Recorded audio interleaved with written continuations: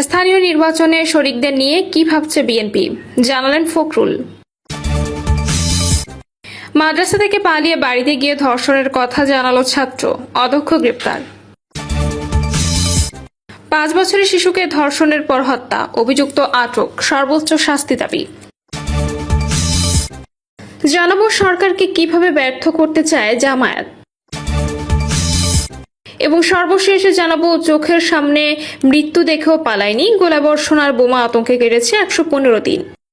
দর্শক শুনছিলেন সংবাদ শিরোনাম, এবার জানিয়ে দিব বিস্তারিত সংবাদ। তবে তার আগে অনুরোধ থাকবে ভিডিওটিতে একটি লাইক দিন এবং ভিডিও সম্পর্কে আপনাদের গুরুত্বপূর্ণ মতামত কমেন্ট করে জানিয়ে দিন। স্থানীয় নির্বাচনে শরিকদের নিয়ে কি ভাবছে বিএনপি, জানালেন ফখরুল। আগামী স্থানীয় সরকার নির্বাচনে শরিকদের সঙ্গে আলোচনা করে প্রস্তুতি নিতে চায় বিএনপি। দলটির মহাসচিব স্থানীয় সরকার মন্ত্রী মির্জা ফখরুল ইসলাম আলমগীর বলেছেন, যেহেতু এই নির্বাচন দলীয় প্রতীকে হবে না, তাই প্রতিটি ক্ষেত্রে শরিকদের সঙ্গে আলোচনা করে সিদ্ধান্ত নেওয়া হবে। মির্জা ফখরুল বলেন, সরকার গঠনের পর 5 মাসে নানা ব্যস্ততার কারণে প্রধানমন্ত্রী শরিকদের সঙ্গে বসার সুযোগ পাননি। দেরিতে হলেও এই বৈঠকে আন্তরিক পরিবেশে আলোচনা হয়েছে। ভবিষ্যৎ রাজনৈতিক কর্মসূচি নিয়েও মত বিনিময় করেছে। তিনি বলেন, দায়িত্ব গ্রহণের পর অগ্রাধিকার ভিত্তিক বিভিন্ন কাজে ব্যস্ত থাকায় সব রাজনৈতিক দলের সঙ্গে নিয়মিত আলোচনা সম্ভব হয়নি। তবে সরকার জনগণের কাছে পৌঁছাতে বিভিন্ন কর্মসূচি বাস্তবায়ন শুরু করেছে। মির্জা ফখরুল জানান, প্রধানমন্ত্রী ভবিষ্যতের রাজনৈতিক দলগুলোর সঙ্গে আরও ঘন ঘন বৈঠক ও মত বিনিময়ের আশ্বাস দিয়েছেন। একই সঙ্গে তিনি বলেছেন, আন্দোলনের সময় ঘোষিত 31 দফা কর্মসূচি এবং বিভিন্ন রাজনৈতিক দলের স্বাক্ষরিত জুলাই সনদ সরকার অক্ষরে অক্ষরে বাস্তবায়ন করবে।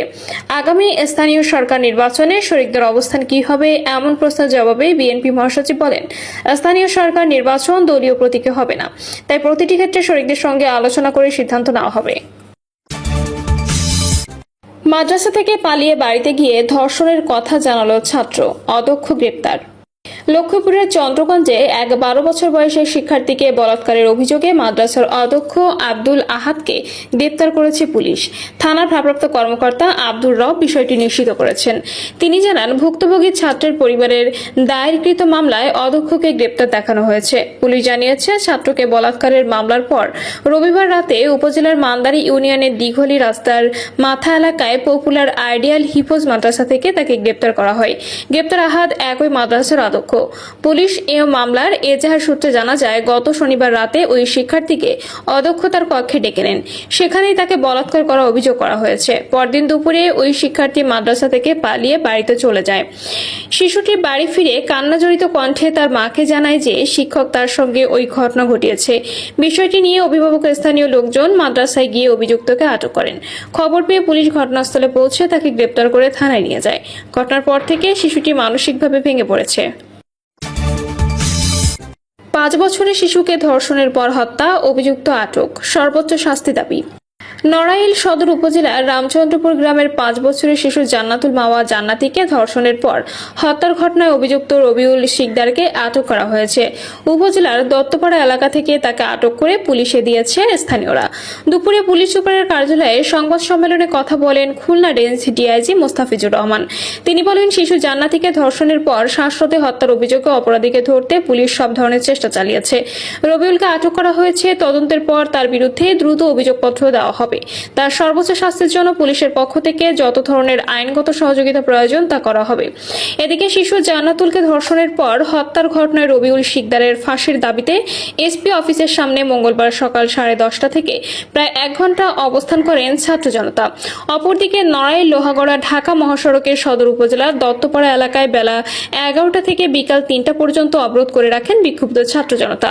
ওই সময় বিকাল 3টায় নড়াইল 1 আসনের সংসদ সদস্য ও জেলা বিএনপি সভাপতি বিশ্বাস জাহাঙ্গীর আলম ঘটনাস্থলে উপস্থিত হয়ে অভিযুক্ত ব্যক্তির দ্রুত বিচারের আশ্বাস দিলে অবরোধ তুলে নেয় তারা। এর আগে বিকালে সদর উপজেলায় আউড়িয়া ইউনিয়নের রামচন্দ্রপুর গ্রামে রবিউল শিকদারের বিরুদ্ধে জান্নাতুলকে ধর্ষণের পর শ্বাসরোধে হত্যার অভিযোগ ওঠে। ঘটনায় থেকে সে পলাতক ছিল। জান্নাতুল দত্তপাড়া সরকারি প্রাথমিক বিদ্যালয়ে শিশু শ্রেণীর শিক্ষার্থী ছিল। জানা গেছে, জান্নাতুলের বাবা মফিজুর রহমান সোমবার বিকেলে স্থানীয় হাট থেকে মিষ্টি নিয়ে বাড়িতে আসেন।